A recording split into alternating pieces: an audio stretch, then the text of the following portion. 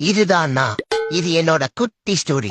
பிறக்கும் போதே பேட்மேனோட பேக்கப் மாதிரி பிறந்தனால எனக்கு பயம்னா என்னன்னே தெரியாதுன்னு வாழ்ந்தேன்.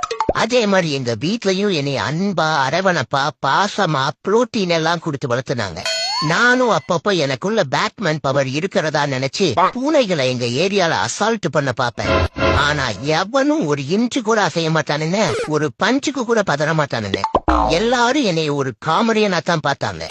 அப்புறம்தான் எனக்கே தெரிய வந்தது, உண்மையாவே நான் ஒரு காமெடி பீஸ் தான்.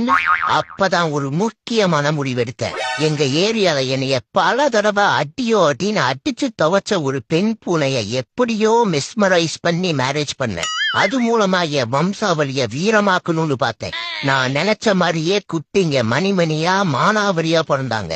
அங்கதாண்டா வச்சாங்க எனக்கு ஒரு ஆப்பு. அதுல ஒருத்தன் என்ன மாதிரியே என்ன பார்த்துட்டே பிறந்த மாதிரி இருக்கான். சரி, பார்க்கதான் என்ன மாதிரி இருக்கான்னா ஆட்டிடியூடும் அப்படியே என்ன மாதிரியே இருக்குது. பிறந்தாண்டா பேக்கப் ஆஃப் பேட்மேனுக்கே ஒரு பேக்கப்னு தான் தோணுச்சு. அப்புறம் கிளைமேக்ஸ் என்ன, அவன் வாழ்க்கையும்